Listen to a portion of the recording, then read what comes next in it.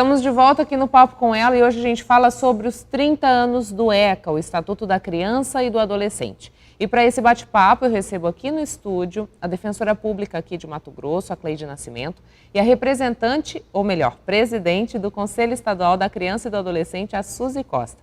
Muito obrigada por aceitarem o nosso convite para que a gente pudesse fazer esse debate. Doutora Cleide, 30 anos de ECA. Nós temos aí uma legislação que é reconhecida internacionalmente.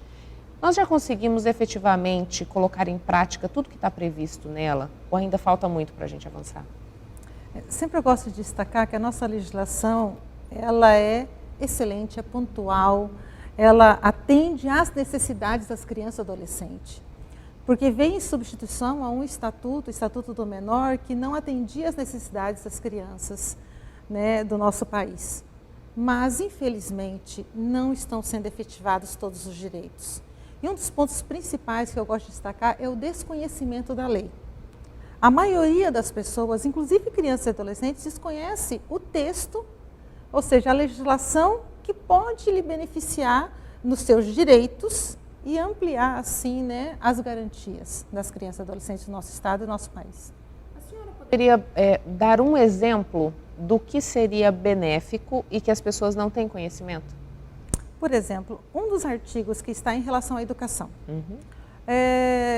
Existe um dispositivo específico que a criança ela tem direito de ser matriculada próximo à sua casa. É direito dela. Não é para 2, 5, 10 quilômetros de distância, é próximo à sua residência. E observa, muitas mães procuram a defensoria porque não conseguiu vaga próximo à sua residência. E está, às vezes, deslocando, caminhando, a criança chega cansada. Teve um dos casos que a criança caminhava quase 9 quilômetros, porque saía de um bairro, eu trabalho em Várzea Grande, depois da rodovia e vinha caminhando, porque não tinha, foi negada a vaga próxima. Nós entramos com a ação e foi conseguida a vaga próxima à sua residência. É um desconhecimento de um direito básico que, inclusive, contribui para a criança deixe de estudar. A evasão, né? Exatamente, porque nós temos que facilitar o acesso à educação, o acesso à saúde, que tem previsão no Estatuto da Criança e do Adolescente. Suzy, pegando o gancho do que a doutora Cleide disse, políticas públicas que garantam os direitos das nossas crianças e adolescentes, né? Você, como presidente do Conselho Estadual da Criança e do Adolescente aqui em Mato Grosso, o que está sendo mais difícil para a gente, né? No sentido de garantias mesmo? Onde que o Estado, digamos assim, mais peca, né? Quando a gente precisa olhar para esse público? De primeiro, a gente super concorda, né, com a doutora que a questão da informação e do conhecimento é uma coisa que acontece não só com as famílias, mas também na instância, né, da sociedade, na instância do Estado. Talvez nós estamos aí vivendo 30 anos de comemoração de grandes avanços, embora estejamos longe, né, de efetivar o Estatuto da Criança e do Adolescente. Mas nós acreditamos muito, né? Por exemplo, a questão do acesso mesmo à escola melhorou muito, a questão de criação das políticas públicas, porque, como a doutora bem colocou, né? Antes do Estatuto da Criança e do Adolescente, nós tínhamos, assim, as crianças já eram vistas só quando já havia acontecido uma violação do seu direito, né? Ou quando elas cometiam uma infração, ou quando havia um abuso, por exemplo. Então, com o Estatuto da Criança, elas deixam de serem vistas como um objeto de cuidado e passam a serem vistas como sujeitos de direitos, pessoas que estão num momento específico do desenvolvimento humano, de ser, né, que precisam ser cuidadas, que precisam ser amparadas, mas também escutadas. E aí nascem também as políticas públicas, né? Nós vamos ter uma série de planos, então, o plano de convivência familiar e comunitária, o plano de erradicação ao trabalho infantil, que é o PET, o plano de prevenção ao abuso e à violência sexual contra crianças e adolescentes. E o Estatuto ele vai tendo avanços nesses 30 anos, porque nós tivemos incorporado aí o SINASE, que vai ser uma lei que vai tratar da questão socioeducativa, e vamos ter um marco legal pela primeira infância, que completou 4 anos agora, que vai dar um olhar mais aprofundado ainda, e conversa muito com o Estatuto da Criança e do Adolescente com relação à questão das crianças que estão na gestação, na barriga da mamãe, até os 6 anos de idade, que é comprovado mundialmente, que é a fase base de todo o desenvolvimento humano, né? A gente está construindo os nossos conceitos, a nossa autoestima, a nossa vinculação, o cérebro está tendo milhares de conexões neurológicas, né? Milhares de sinapses, é uma época de grande cuidado de desenvolvimento integral do ser humano. Então, houveram muitos avanços, embora, como disse a doutora, nós estejamos, infelizmente, pela questão da falta de conhecimento, aí a gente coloca, eu acho que o pecado não é só da questão do Estado. O Estado peca muito quando deixa de cumprir o artigo 4 do Estatuto da Criança, que vai falar sobre, sem dinheiro não se faz políticas públicas, né? Vai falar sobre o financiamento. Então, infelizmente, muitos governadores, tanto na instância federal, estadual, municipal, eles deixam, né, de cumprir o PPA, de destinar ou de fazer com que a verba voltada para a questão das políticas públicas para a infância e adolescência realmente sejam usadas de fato. Acontece qualquer problema, parece que é daquele lugar que se retira, né, doutora, e vai acudir outras questões e descumpre o artigo 227 da Constituição Brasileira, que vai falar que a criança e o adolescente é a prioridade absoluta. Eles que deveriam ser levados em conta em todas as tomadas de decisão, inclusive de financiamento de políticas públicas. Doutora Cleide, quando a gente trabalha com maestria, digamos assim, o que está previsto no ECA, qual é o impacto dessa sociedade? Né? Porque a gente pode fazer até uma conta matemática, né? A gente está falando de dinheiro, o que isso implica, né? A gente vai ter uma sociedade que é menos violenta, a gente vai ter uma sociedade que é mais produtiva, né? Queria que a gente pudesse abordar um pouquinho essa visão do que o ECA proporciona. É muito interessante, tem um estudo na Europa sobre isso, bem interessante, e que me chamou a atenção. A cada dólar gasto com a criança, retorna 7 para a comunidade. E você fica impressionado, como que retorna 7? Porque eu deixo de gastar com outros, digamos, prejuízos. Eu li uma outra pesquisa agora recente, 49% dos nossos jovens não têm o ensino fundamental. Isso é dramático quando você olha para o estado de Mato Grosso, você saber de tantos jovens que já estão na época do Estatuto da Criança e do Adolescente, nos 30 anos, e não têm nem o ensino fundamental. Por quê? Não foi efetivamente aplicada a lei como nós gostaríamos que fosse. Né? Aplicada como nós gostaríamos que fosse. Então, nesse caso específico, observa, eu vou gastar mais na formação desse jovem para poder conseguir emprego para ele. Entende? Aquele real que eu gastei na primeira infância, que é a época mais importante do desenvolvimento da pessoa, poderia retornar muito mais facilmente, que seria uma pessoa muito mais produtiva. Eu não gosto de comparar efetivamente com a criminalidade, porque nós temos vários outros fatores que desencadeiam violência e outras coisas mais. Mas com certeza eu gastaria menos na construção de presídios. Com certeza. Suzy, a gente vive um momento, você pontuou a questão do abuso, da violência contra crianças e adolescentes, e a gente vive um momento que é um momento atípico, um momento de pandemia, onde todo mundo, a recomendação é que passe mais tempo em casa. E nós temos nesse contexto mulheres que sofrem violência doméstica e temos também crianças e adolescentes que sofrem violência dentro das suas casas. Como que está esse contexto em Mato Grosso? Nós podemos colocar, né, este como um dos maiores desafios que nós temos nos 30 anos do Estatuto da Criança e do Adolescente, né? Nós tivemos muitos avanços, mas nós ainda temos, né, a mortalidade infantil, por exemplo, diminuiu muito, o acesso à escolaridade melhorou, as políticas públicas começaram a ser implementadas e os desafios, né? Os desafios que nós temos aí são muitos, porque nós temos ainda essa questão da evasão escolar muito grande. Nós temos essa questão do trabalho infantil, que as pessoas ainda não compreendem, elas, por não terem conhecimento, né, doutora, elas acreditam assim que a criança não pode varrer uma casa, não pode encher uma garrafa, não pode forrar uma cama. Não é deste trabalho que nós estamos falando. O Estatuto da Criança e do Adolescente fala do trabalho insalubre, do trabalho que foge à questão do desenvolvimento de uma criança, como, por exemplo, nós temos hoje, segundo o Fórum Nacional do Trabalho de Erradicação do Trabalho Infantil, 2,5 milhões de crianças no Brasil que ainda trabalham.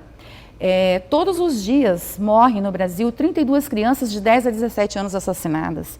Nós estamos falando de trabalho de crianças de 4 anos, de 5 anos, que acordam 5 horas da manhã e vão quebrar pedras, vão para a carvoaria, vão para a roça e retornam para suas casas às 18 horas, 20 horas, sem direito a brincar, sem direito à convivência familiar, sem direito à educação.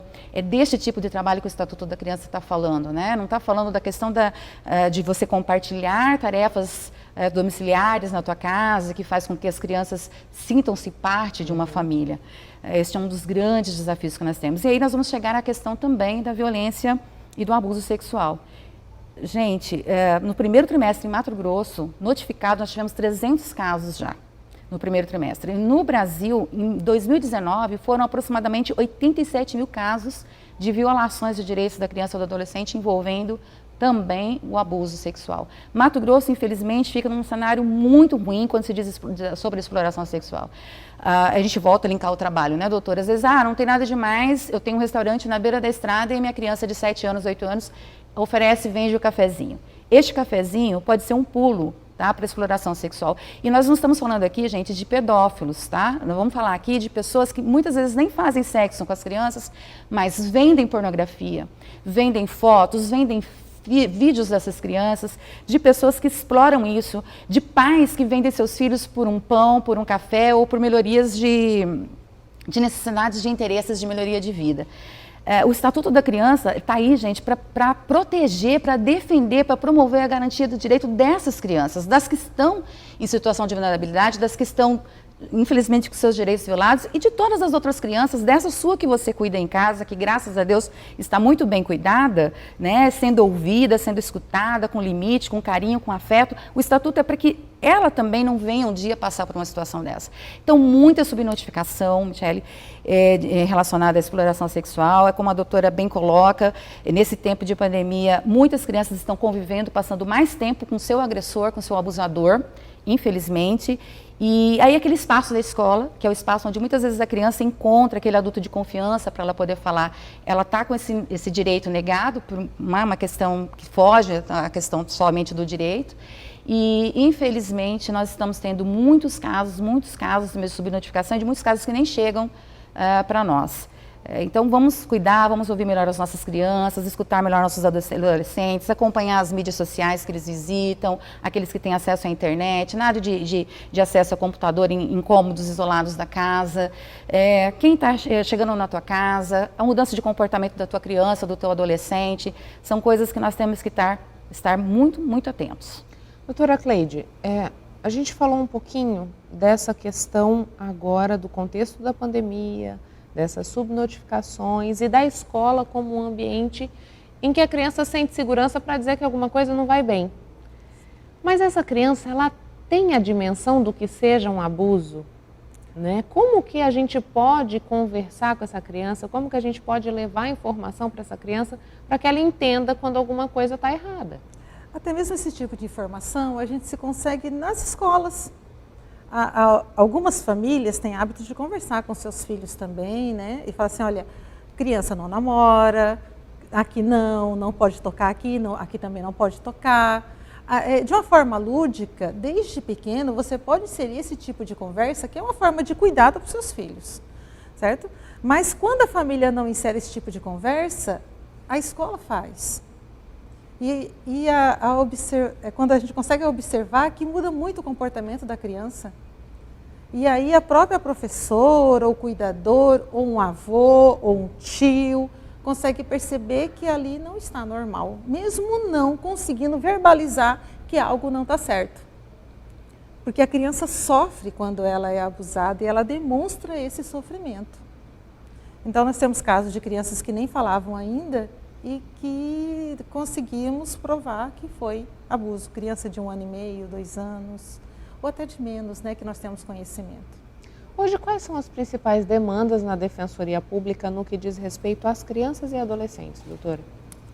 Eu falo assim, mesmo em épocas de pandemia, não mudou muito a minha rotina, porque nós trabalhamos todos os dias, a Defensoria não presencial, mas via WhatsApp, nós temos um número que recebemos todas as demandas de ações, digamos, normais, de alimentos de crianças, direito à saúde, medicação, UTI, cirurgia, já até direito à educação, mesmo as escolas estando fechadas, alguns pais que acabaram mudando de residência nesse período, já queria garantir a vaga na escola próxima à sua residência, que já tem esse conhecimento, porque já foi cliente, né, assistido da Defensoria antes.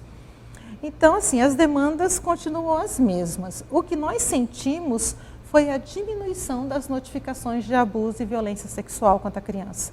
Porque mesmo na área da saúde, qual que é a primeira fala na televisão? Que não vá no posto, não é isso? Ah, não procure um médico. Não, porque fique em casa. Não é assim? Então, até o posto de saúde, hoje eu vi outra notícia em relação à vacinação, que diminuiu em 40% a vacinação. 40%, 50%, 60%, mais ou menos isso. Mas caiu, digamos assim, muito. Então, nem o posto de saúde que a mãe levava a criança, que aquela enfermeira podia ter aquele primeiro contato, perceber que a criança estava sendo maltratada, estava sendo abusada, não está tendo esse contato. Então, essa preocupação da notificação é que tem alertado o trabalho da Defensoria. A gente vai a um breve intervalo comercial e volta daqui a pouquinho falando sobre os 30 anos do ECA aqui no Papo com Ela. Um instante só.